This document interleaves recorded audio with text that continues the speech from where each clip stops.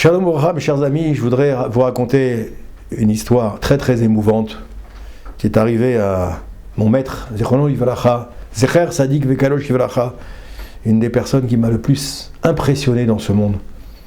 Hormis bien sûr certainement mes parents et mon épouse et mes enfants. Il s'appelle Rav Shmuel Herrera, Zecher Sadik Vekalosh Livracha. Ce Rav était le compagnon de route pendant de très nombreuses décennies du grand maître le Rav Raikin, Zecher Sadik Vekalosh Livracha, qui était lui-même un des derniers élèves du Chafetz Chaim. Donc vous imaginez le niveau de ces rabbanim-là. Et notre maître, Rabbi Shmuel Herrera, c'est pas lui directement qui m'a raconté cette histoire, on me l'a raconté en son nom, bien que j'ai eu le grand mérite et l'honneur et le bonheur de fréquenter de très très près ce Rav et de le recevoir souvent chez moi à la maison pour des Shabbatot et pour de nombreuses occasions. À chaque fois qu'il venait d'Aix-les-Bains à Paris, on avait le mérite de le recevoir. On m'a raconté en son nom qu'un jour, le Rav, figurez-vous qu'il habitait à Aix-les-Bains, écoutez cette histoire extraordinaire, il partait pour aller chez le dentiste, et à l'époque, je vous parle de ça, il y a plusieurs décennies, il n'y avait pas des dentistes partout comme ça, il fallait qu'il aille à Lyon, son dentiste se trouvait à Lyon, et pour aller à Lyon, il fallait qu'il prenne le train.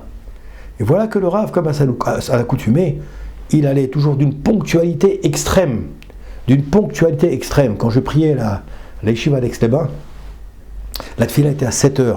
Le Rav rentrait à 7h00. Pas 7h moins 1. Pas 7h01, 7h00, lui et le Rav Raikin. Et il s'asseyait, tac, 7h00, boule, comme on dit en hébreu, il commençait la tefila, sans regarder ni à droite ni à gauche.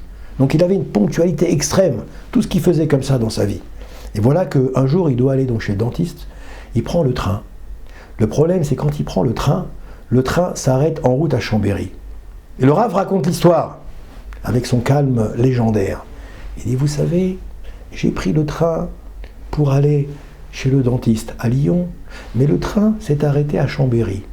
À Chambéry, le chef de gare a pris la parole, il a dit, aujourd'hui, c'est un jour de grève. Je suis désolé, le train s'arrête ici, vous allez devoir prendre un car maintenant, un bus, pour aller à Lyon. Alors je suis descendu du train et je suis parti pour prendre le bus.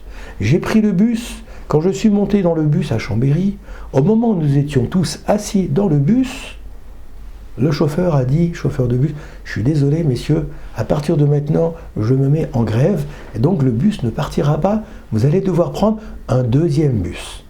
Alors je suis parti, je suis descendu, j'ai pris un deuxième bus. Quand je suis monté dans le deuxième bus est parti, et puis il s'est arrêté à une autre étape, j'ai oublié la ville, excusez-moi, à l'étape, le bus a parlé, le chauffeur a pris le micro du bus, et il a dit, je suis désolé, à partir de maintenant, je m'arrête, je me mets en grève, parce qu'il y a un mouvement de grève dans la Rhône-Alpes, et je me mets en grève. Vous allez devoir prendre un autre bus avec un chauffeur qui n'est pas en grève. Alors je suis descendu du bus, et j'ai pris un autre bus, et je suis arrivé à Lyon. Quand je suis arrivé à Lyon, là maintenant, c'est la secrétaire du dentiste qui raconte ça. Quand le Rav est rentré pour s'asseoir, prendre sa place, la secrétaire qui était une non-juive a dit au Rav, mais je ne comprends pas, monsieur Shmuel Herrera, elle appelait monsieur, elle ne savait pas que c'était un grand rabbin, monsieur Shmuel, je ne comprends pas. Vous êtes d'une ponctualité légendaire depuis des années que vous venez ici, vous n'avez jamais été en retard une seule fois. Et voilà que le Rav commence à raconter avec ce calme que je viens d'essayer de l'imiter pâlement. Il a raconté toute cette histoire à la secrétaire. La secrétaire était vraiment ébahie. Elle a dit, mais je ne comprends pas. Chez les personnes âgées, en principe, dès qu'il y a le moindre petit changement de programme, ils arrêtent, ils n'insistent pas.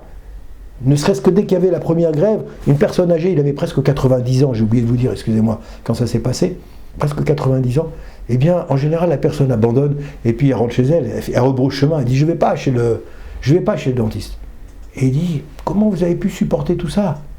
Il a dit, Akadosh Baruch Hu, c'est lui qui décide tout ce qui nous arrive dans la journée. Si ça s'est passé comme ça, c'est parce que c'était marqué comme ça, qu'il fallait que ça se passe comme ça, c'est ce que voulait Akadosh Baruch Hu. Alors ça sert à rien de s'énerver. Voilà comment un Rav, qui quand on parle avec lui, il dit, quand j'étais jeune, j'étais tellement nerveux que je cassais tout à la maison. Tellement j'étais nerveux, je cassais tout à la maison. Voilà un Rav qui a affûté ses sens, qui a travaillé sa patience, qui a travaillé un mida de savlanout, de patience grâce à la Torah, et qui est arrivé à être un prototype dans l'application de cette mitzvah de Savlanut, de patience. Il aurait eu 10 raisons de s'énerver, de critiquer, de râler. Il n'a jamais élevé la voix une seule fois. Il a tout simplement appliqué les conseils à la fois de la SNCF, à la fois de la gare routière, et il a été à bon port sans discuter, sans rechigner, sans même se plaindre une seule fois.